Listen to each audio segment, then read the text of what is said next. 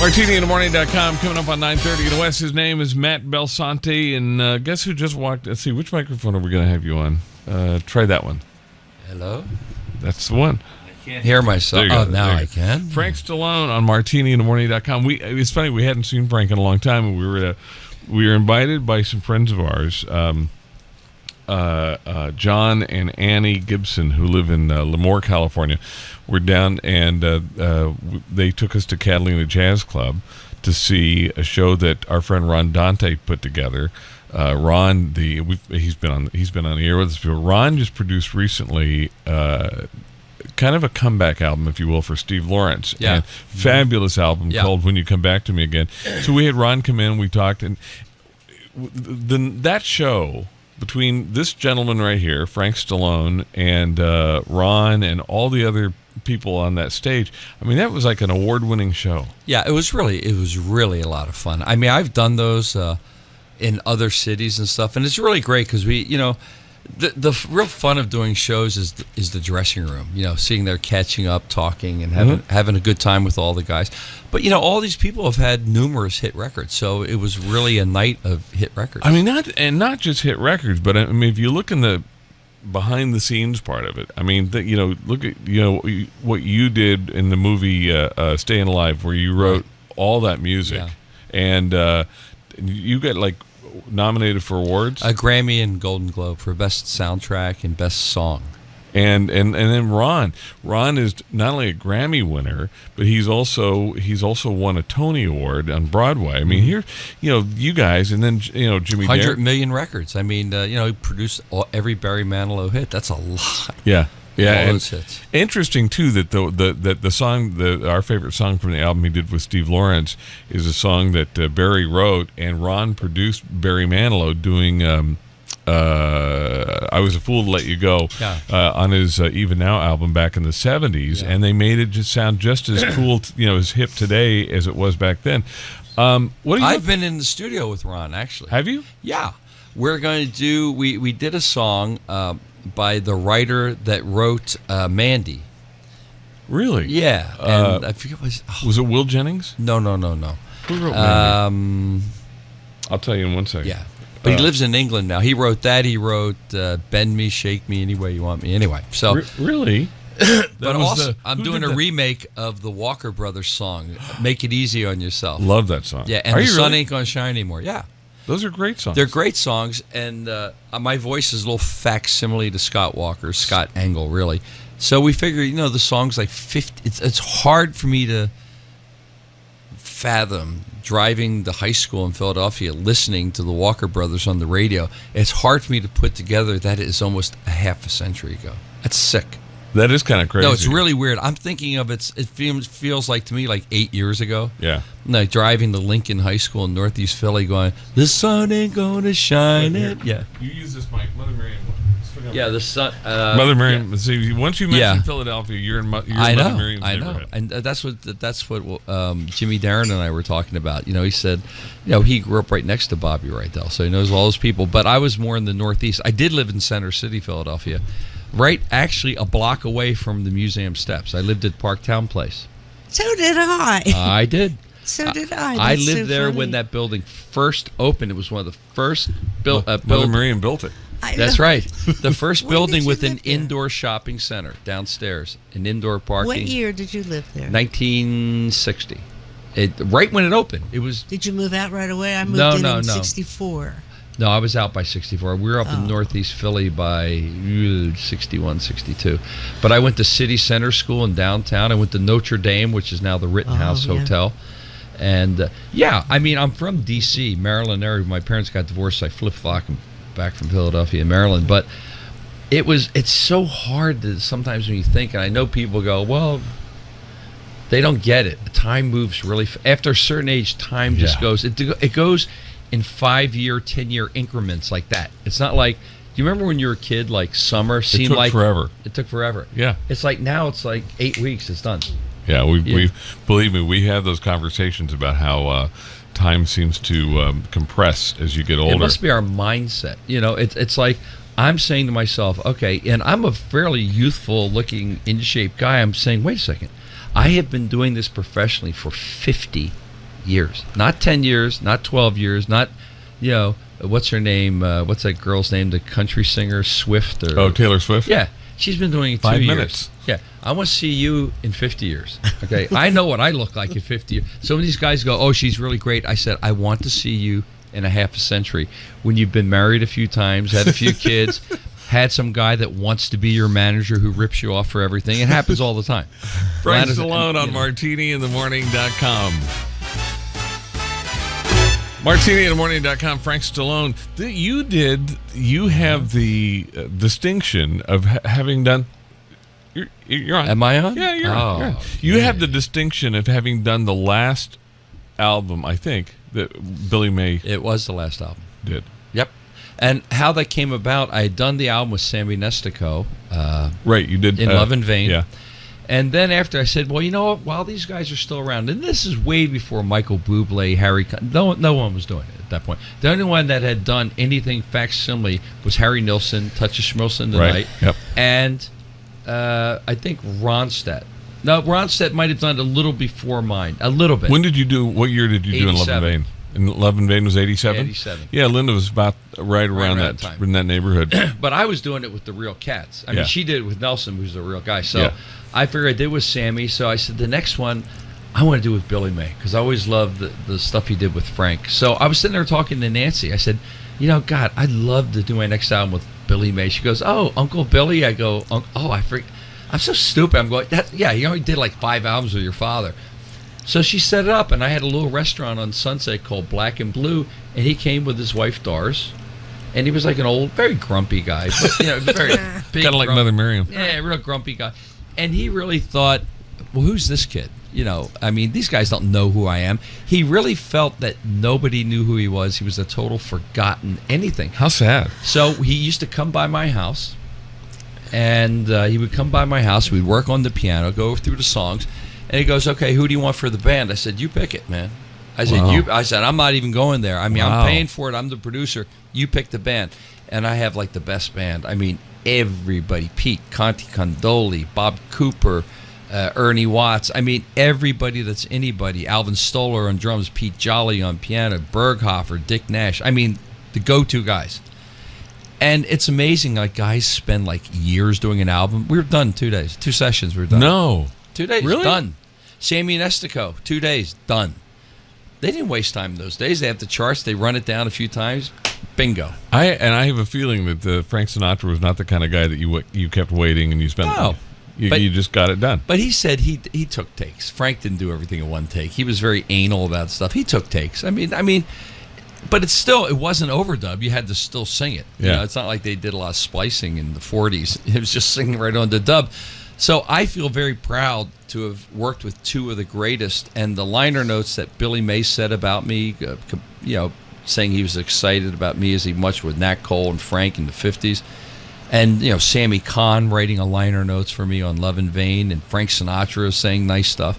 So I was very fortunate to be around and get those kudos, which the kids now will never get because those guys are gone. Frank Stallone on MartiniInTheMorning.com. Title cut from the album he did with Sammy Nestico in Love and Vain on MartiniInTheMorning.com. MartiniInTheMorning.com. It's Frank Stallone title track from his album. Oh. How did you connect with Sammy Nestico? I mean, here's a guy who did probably. I mean, he did the arrangement for so many people, but Count Basie among them. Forever, yeah. like 24 years he worked with them. I just cannot remember. It was a friend of mine because I said, I'm doing one of these albums. She goes, you're crazy. It's old man's music. I said, it's not. I'm 30-some years old. So someone turned me on to him. I met him, and he's the most lovable guy in the world. He's very up, and we sat around the house, and great stories like with Dorsey and where he was with and stuff like that. And we just went through it, and it's amazing. We went to Canada to do it in Toronto. He flew up, we flew up. And the funny thing is, these guys, he's sitting there writing charts like on the plane, like going,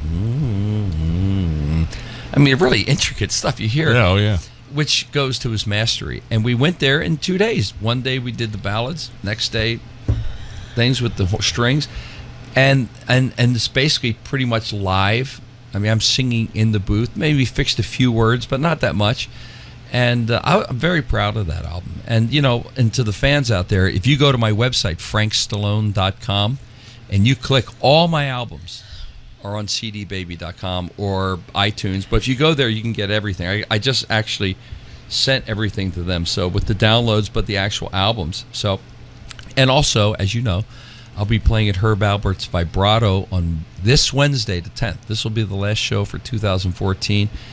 And it's really an event when we play there, because a lot of the guys come out, because they know what's going on. They say, Frank's here. Boy, these crowds. Does anyone want to come see what's going on? So you get other acts come in. I remember I went to see. In fact, I introduced you at Vibrato one night, and I remember I was walking into the club, and I see a Rolls Royce out front, and I walked in. And I said to Pat Senator, I said, "Whose Rolls is parked outside?" And he kind of motioned, and your brother was sitting over in the corner. Yeah, he bought one of those Rolls Royce Phantoms when they first came out, the big thing. But it was purple, wasn't it? No, it was gray. Gray, okay. Yeah, after a few drinks, it all looks whatever. But I mean, but I see what's going on, and all these people go out and they're trying to do standards albums, and some of them are good singers, but they don't get it. And you can hear it when, they're good singers. There's a lot of people, I'm not going to name anybody, but have had hit records and they try to do it, but they don't get it. It's funny how often we talk about that here. We try to help everybody that's trying to make a run in this genre, because there's so many new. I was telling Mother Miriam, the fastest growing part of our audience is under 50, which, and to your point, when somebody said, "Oh, that's old man's music," it's not. And what's happening is, for baby boomers, guys our age, this was our parents' music. Absolutely. And we were doing what we were doing. We were doing rock and roll and all that kind of stuff. So now we've got this other generation coming along, my kids' age, and they're saying, well, okay, I don't care. If I like it, I like it. Like my youngest son, who's 31, be 32 next week, I think, Nick. We were sitting at breakfast one time. I was up in Boise, and we're sitting at breakfast, and he said I've been out buying some vintage vinyl. Mm-hmm. He said this guy Tony something or other, Bennett. It was Tony Bennett, and it's like, he doesn't know from Adam. He has no preconceived but it's good notion. Though. It's if he good. like it, if they like it, they like it. And the stuff that you did, it's all. They're great songs, and some songs that haven't been over recorded. But here's the biggest thing: you got people who come along and sing these songs, and they don't understand them. No. They just sing the words. Doesn't work. Mm-mm. No, I'll tell you the one girl that was amazing. What was that young girl's name? Renee something. Renee Olstead. I'll tell you that album. How old was she? Like 15. 14, I think. When she had potentially. I don't know what she went on to do, but that girl could sing. Mostly, and she had chops too. She's a terrific singer, and she's great live. She gets, and she at a young age. Why is she not? I don't understand why she didn't grab that. Because she focused more on acting. She should have talked to me on that one. I said, go for what you're really great at. She's got such a gift. Yeah. But I've seen a lot of these acts, and I get a little mad, not mad, envious sometimes when I see these guys that really can't do this and all, and they're getting on TV shows. I said, "Oh, give me a shot. Just let me show you how it's done." Is it the managers that's doing that? It's not the managers. Money. It's getting them there. Like there's a few people we know, and they do albums, and they're actors, and they're okay. They're okay. They're not.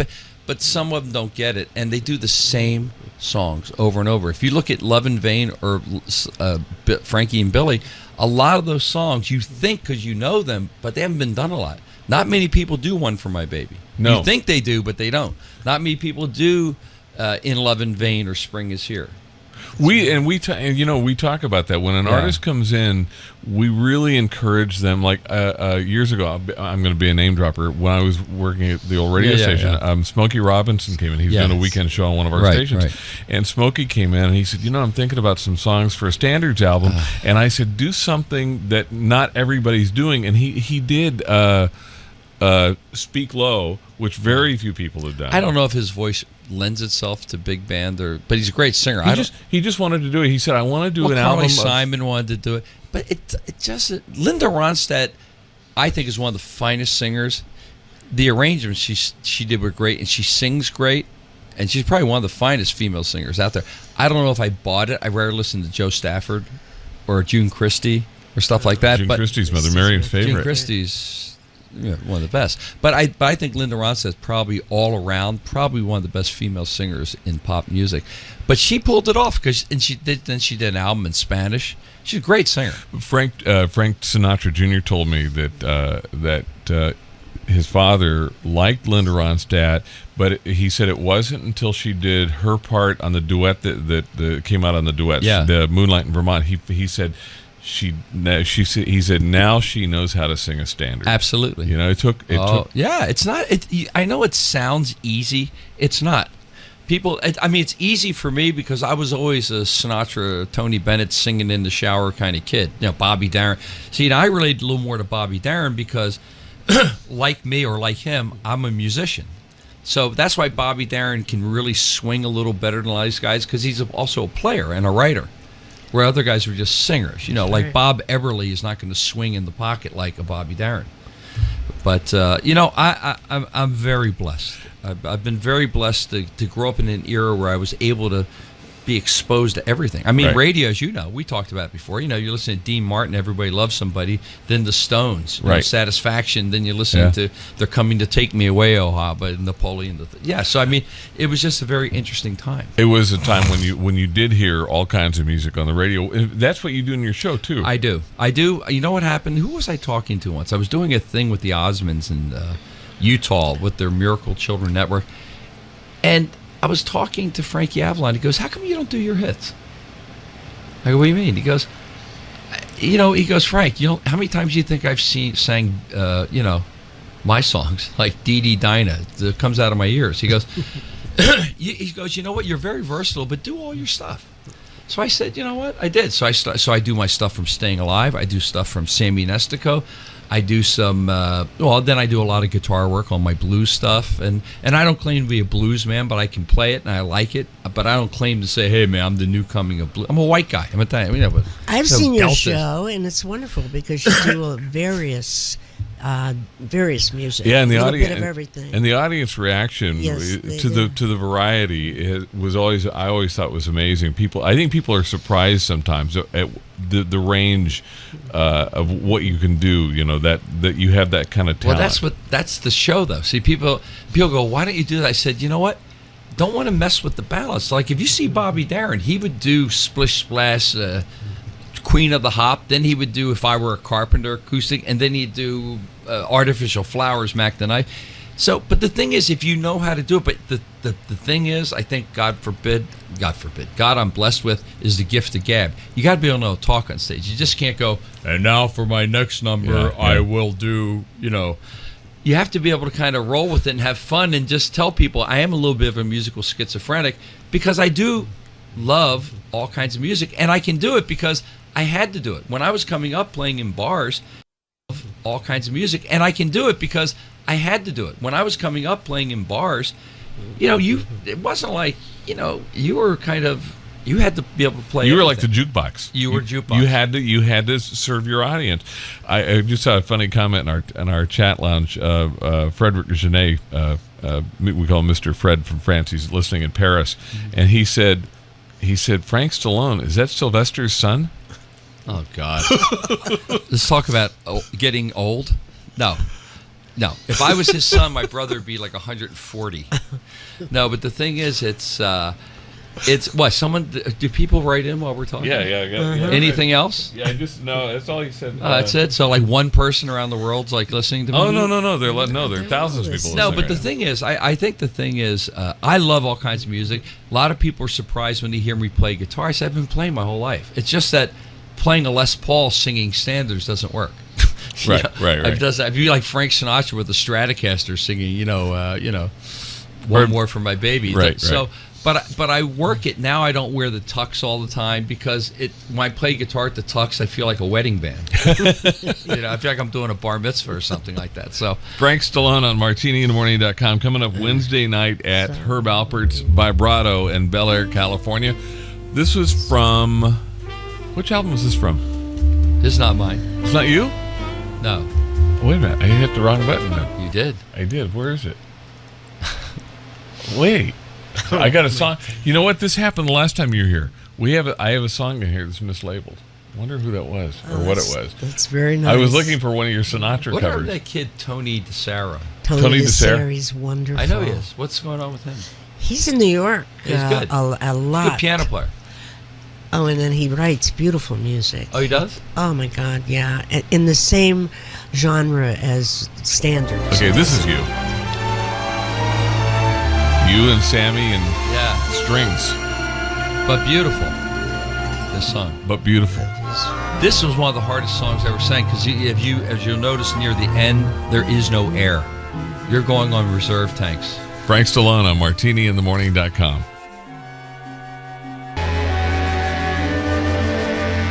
Coming up on 10 a.m. on the west coast of the United States, playing the greatest songs ever written online around the clock and around the world. Frank Stallone.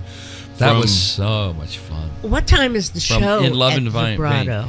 8. But 8 depending, o'clock. sometimes we hold back a little bit. It could be 8:20. We kind of like to get the crowd there. Like you saw Thursday night, Arnold Schwarzenegger came out to see. Yeah, He was there. Yeah. We flew back together. We have the exact same birthday, July 30th. Really? Yeah.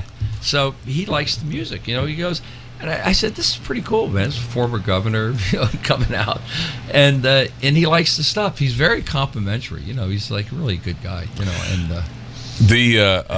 and the show that you do is something that everybody's going to find something that they like, but more importantly, they're going to like you on stage. Well, thank you. I mean, that's what we tried to do. I think from the I did a thing about American Idol and The Voice and all. I said that I didn't get my first hit record until I was 33 years old. I started at 15. So that's a long time. That's a lot of years of honing, playing in clubs, finding what works fine, does what work. I mean, playing to like a dead audience, 10 people, 4 people, some gangster with his gumad going, hey, can you play Sherry? I said, no, I can't, actually. No, I don't like the Four Seasons, okay? I like Frankie Valli, but that music was a little too Guido for me. So the thing, it was. Guido? Yeah, I wasn't into it. I was into like the Loving Spoonful, the Birds and stuff. So, but I did like the Temps and all that stuff like that. So, but the thing is, that's how you learn your craft. That's why when people ask me, how can I stay on stage for 2.5 hours? I said, it's easy. I've been doing it a long time. Is that how long your show is? No. 2.5 hours? It's like maybe hour 20 sometimes. It depends if you get encores. But the thing is, that's how you learn your craft. You're out there playing. So when these people from American Idol go out on the road, they don't know what to do because they're sitting there. If they have 1 week, they have a hairstylist, they have a vocal coach, they have a choreographer, they have this for one song. I said, dude, I used to play 165 minutes of music a night, 4 sets a night. So you figure 160 a night times 6. That's a lot of music during the week. So, and through that you learn things, and everything has happened to me on stage. I've been electrocuted. I have. That was in the days before the mics were grounded. You sit there and go, testing. Like a spark would shoot out of the old That's mic. too funny. Oh yeah. Yeah. You've got a little adventure coming up you're going to China? Yeah, it looks that way. It looks that way. I'm not going to jinx it, but it looks that way. I'm very excited about that. Music is to be played everywhere. It's to be played. If you look at guys even like Frank Sinatra, I mean, he played everywhere. He played at the Wall of China. He played the Sphinx out. And, it's. And I think music is universal. I think, someone can find something. I'm a little concerned. I go to China. It's okay. But I'm just going to do my show. And you have to will yourself. You have to. People go, well, they might not like you. No, but it's your job to make them like you. That's your job is. Your job is to sit there and hope by the end of and I've had guys, seriously, friends of mine from Vietnam and stuff that are highly decorated. I mean, really high. They go, I could never do that. Oops. I said, you could never do what I do? Dude, you got like silver stars, bronze stars, purple hearts, like combat infantry badge, and you're afraid to go, I would die. I could never go on stage and do that. Well, probably has no talent in that area. It's a different. Everyone has a different thing. No, but for me, it's like it's fearful. Think about, I'm going into a room of people that don't know anything, so I have an hour To win them over. to get them to love what I'm doing. Do you ever get nervous before you go on a show? Not really. No. Boy, I think I do. You? Yeah, I got terrible stage fright. That night that I introduced you at Vibrato, I wanted to get off that stage so bad. Yeah, he does. He has his hands in Are his you serious? pockets. Yeah, He I doesn't have know what terrible doing. stage fright. I could sit in a little room like this, and I can do this all day. I could do this all. I love radio. You know, we've talked about it before.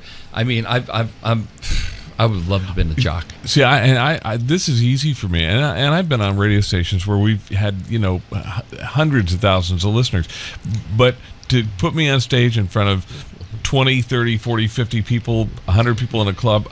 You saw me Thursday. Did I look nervous? Oh, of course I was not. just standing by. I mean, the No, thing is, you didn't you're so look nervous natural on at all. stage. You were very natural thank you on very- stage. But hon, that's what I do. I mean, I'm not really good at many things, hardly anything. But this is what I was born to do, and people are born to do certain things. For me, it's an extension of whatever childhood you have or whatever it is. I mean, I don't need it for people. Hey, I want them to love me. I don't really care. I mean, but the thing is, I literally enjoy singing and playing music. I really do. Sometimes I get down on it because I don't like schlepping the equipment anymore. So this week, I cut all my equipment in half. My pedal board now is like 4 things. My amp is like half the size. And the guy goes, "What are you doing?" I said, "I can't schlep this stuff anymore, man. I've been doing this 50 years. I don't want to be carrying amps in." What was the? I know you've told me before on the air your connection to your brother's really famous movie Rocky. You had a role in that whole thing. No. What happened was he called me up. He goes, "Yeah, I'm doing a boxing movie," and he was an out of work actor, and I was still, I wasn't doing great. I was living in an $85 a month apartment in Trenton, New Jersey, so I wasn't doing great, but I was a working musician. Right. I was doing better than he was. So he goes, I said, "All right." He goes, "You write a song for it." I go, "What? I don't know. Write a song for a boxing movie, So I forgot about it, and then he said, "Yeah, do what you used to do. You used to sing on the street corner." So I figured, okay, da-da-da-da-da. So I wrote like an a cappella thing, "Take You Back," which I used to kind of sing on the street corner. No, I didn't sing that song, but it was facsimile of what I did. So I got to tell you a great story. What's the guy's name? Is there a writer who wrote Margie and Babyface? Is that Benny Rubin or something? But anyway, old Jewish guy in Florida. I go down to visit my mother. This is before Rocky came out. I go, "Mom, Sly wants me to write a song for this boxing movies." Then she goes, "I got a guy. He's a famous songwriter. He wrote Margie, Babyface." You got to look up what his name is. So this guy's got to be 100 years old. This is 1975, and he's like a retired, this old Jewish guy, like in Miami, with the thick glasses and the hairline like Ronald Reagan with the white hair. And what is his name? Margie or Babyface? Oh, wait a second. Let's see. The song Margie? Yeah. Or Babyface. Anyway, so this guy, so Mom says, "Call this guy." So I called the guy. He goes, "Ow!" Like, this is 1975. No one had. Get it. Yeah, dial phones. So how you doing? Frankie's writing a boxing movie, eh? You're writing a boxing movie. Benny Davis. Benny Davis. Yeah. And he's like the real Jewish, like, "Hey, kid, where you at?" So I'm there like this. And I'm just picturing we look with the thick, look like Irving Caesar with the thick glasses. So he goes, "Call me back in 20 minutes. So I call him back. I swear to God. So the phone, you can hear, he goes, "Listen to this, kid." So you hear him put the phone down. But it's like on a thumbtack piano type that he probably has in his house. And he's there. "He's a punchy punchinella with the fellow and he got the king on his ear." And I said, whoa. That's great, man. I don't know quite if we're doing ragtime in this. He goes, "Call me back in 20 minutes." These guys are very persistent. Tin Pan Alley guys. That's why you see like 5 names on a song. He goes, "Here's another one. Dun, dun, dun. He's got some vegetation on his ear. He's a cotton kangaroo's ear. His mind ain't clear." I'm going, "Oh my God." I said, "Hey, it's really good, man. Listen, I'll get back to you." I mean, he's probably dead the next day. The guy was like old. So I'm going, "Oh my God." Can you imagine if I brought that to my brother? But it's in the old days, like when you heard like the rotary phone on the big like Bell telephone. So it was that's what it was like, real distorted, and you could hear the tack piano in the back. It wasn't like today. "Okay, man, can you like fly that in?" Right. So I wrote the song, and then I did it, and I forgot about it. It was like a little movie. Little did I know, a year later, it's nominated for 10 Academy Awards, and my brilliant manager sold my publishing for $140. Oh no. Yeah. I'll say, hey, Frank, sign this. I said, oh, God.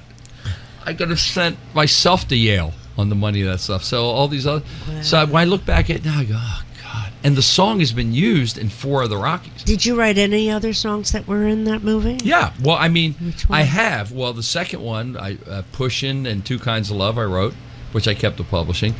But on Rocky 3, they used Take You Back. Rocky 5, they used Take You Back. And Rocky Balboa, they did the original Take You Back in the beginning of me standing in a corner. So I'm going like this, oh, God, if I had that publishing already. So in the original movie, you sang the song? I sang them in all of them. And I'm standing that around street the corner trash with can. the trash, That's the me. trash can on fire. Yeah. That's We'll when have you to saw watch me that give again. when you saw me give away that action figure on stage. That's me wearing that South Philly high jacket standing on the corner.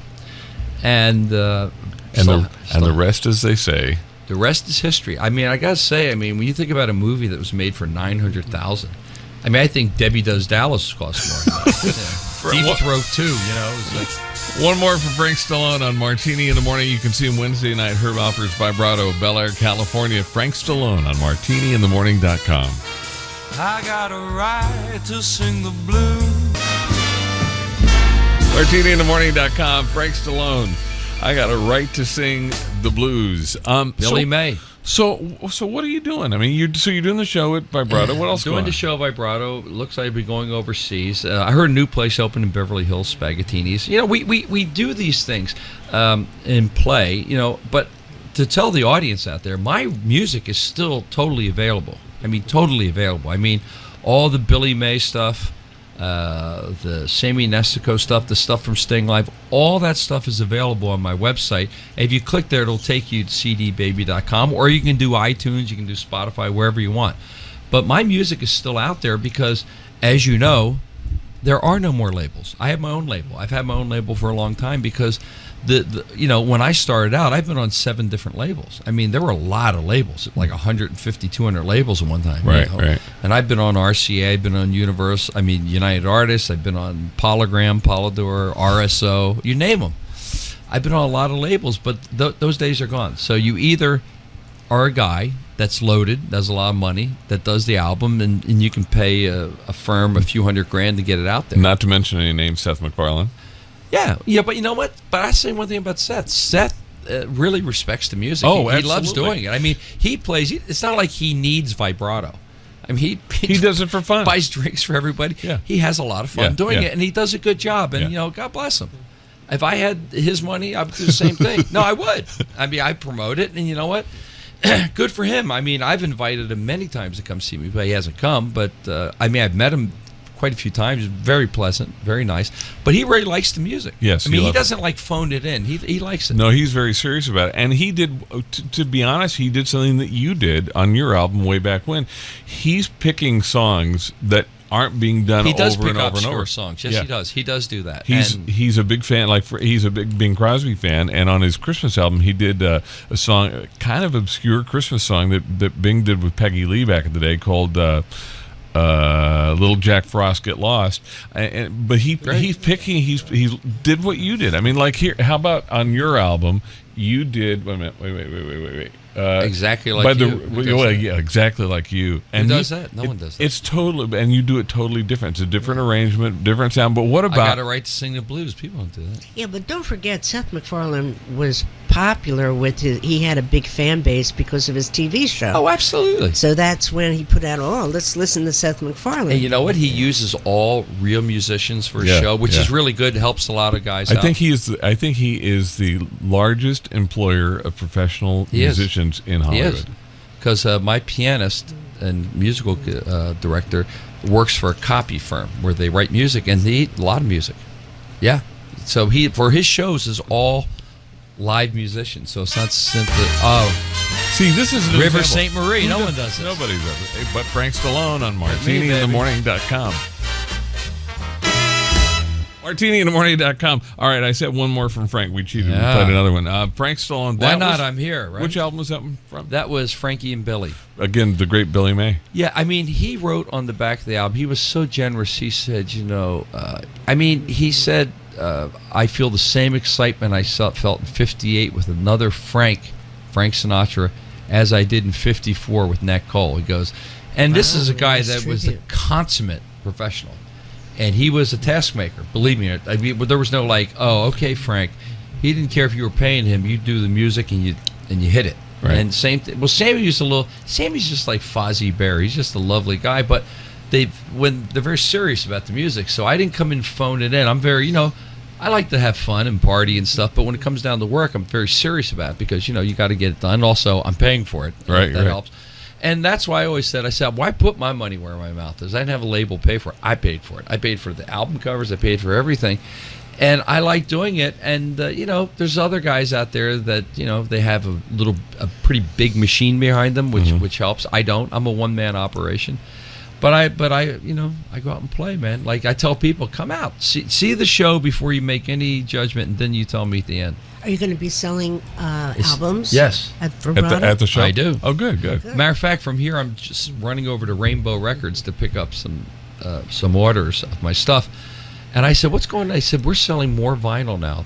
That's keeping the company alive. They've been around since the 40s, Rainbow Records. He goes, that's what's keeping this monstrous company alive. I said, vinyl? He goes, yeah. Young kids are buying vinyl. Like I said, like my son, he's out buying vintage vinyl and discovering artists. This is new vinyl. Yeah. These new acts are doing right. But it's like 5 times the price of CDs. Yeah, it's very expensive. It's crazy. I said, well, I think I'll pass on that one right now. But the thing is, but I mean, we have a really fun show, and I love doing what I'm doing. And thanks to you too here, that this music is you keep it alive, because I hate to say it, if you weren't doing this, it would just fall behind the cracks. And the sad thing is, this is American music. This is born and bred in America. Jazz came from here. Right. It's big band. All the writers are born here. A lot of people would tell you that this form of music is America's greatest contribution to the arts, and guys like you cutting it and keeping it out there, that's important. Yeah, and not doing. And people have asked me advice. They go, "What do you think? I want to do a big band album." I said, "But don't make it like, hey, I'm going to do it because you want to do it." Study it, listen to it. I mean, listen to different singers. Listen to Johnny Hartman. Listen to Billy Eckstein. Listen to all those guys and find out where your bag is, because you know what? Not every singer can sing every song. Right. Find out what works for you, and then don't pick the same songs everyone's doing. Right. There's 10,000 million songs. We tell everybody that comes and talks to us and is thinking about doing an album, we always tell them, find a song that not everybody's doing. Find a couple songs not every. Rick Braun, the great smooth jazz trumpet player, when he decided to do an album of vocals, he picked a song that Frank Sinatra recorded back in the 40s, I think, and the biggest version of it, the best known version, was an instrumental. John Coltrane did. The song is called "Say It." It's a song written by Jimmy McHugh and that's Lee Newman's grandfather. Yes, Jimmy. Lee's great. Jimmy and Guys and Dolls, Frank Lesser. Jimmy and Frank Lesser wrote this song, "Say It." Very few people have recorded it, and Rick did it and just nailed it. And it's like, that's what I tell people: find something. Make it yours. Exactly. Like when I do, if you look at Billy May, there's maybe 5 songs no one's ever probably heard. If you listen to Nestico, no one knows "Spring Is Here" but "Beautiful." Very few people. You would know. I haven't heard "Spring Is Here" by anybody. Exactly. Do you have that on? "Spring Is Here"? Play it? Why don't we wrap up with Frank Stallone from? Since it's winter, we'll do You're "Spring." saying "Spring Is Here"? Yeah. This is from the Sammy Nestico let's album, hear right? it. Yeah. From "Love in Vain." No, That's not it, man. I got a bunch of your music. Are you getting me mislabeled. confused with No. It says right here. If you look, it says "Spring Is Here." Frankie Darrow? I don't know you. It says Frank. It says "Spring Is Here." Well, I guess we're not going to play that. Damn. Guys, you got to get my stuff updated, man. You got something is because these who's are late. in there? It says Frank Stallone. But who is it? That was Katie Lang kissed to build a dream on. That was. Now she tried to do the big band. I don't. She's good. I don't think it worked. I think she's a good singer. She's a good singer. She listens. Be nice.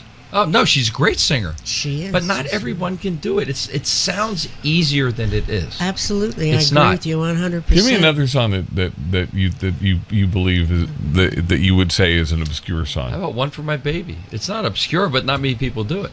That's the one. The other one that's screwed up. Tell me some other I'm ones. embarrassed. This happened last time you were here, and I was going to fix Am it. I like a jinx? No, Yeah, but we're look, gonna give all these Frank's- say Frank. They all say Frank Stallone. We're but going to something- give Frank's Like someone in CD love. away. Like lately I found myself.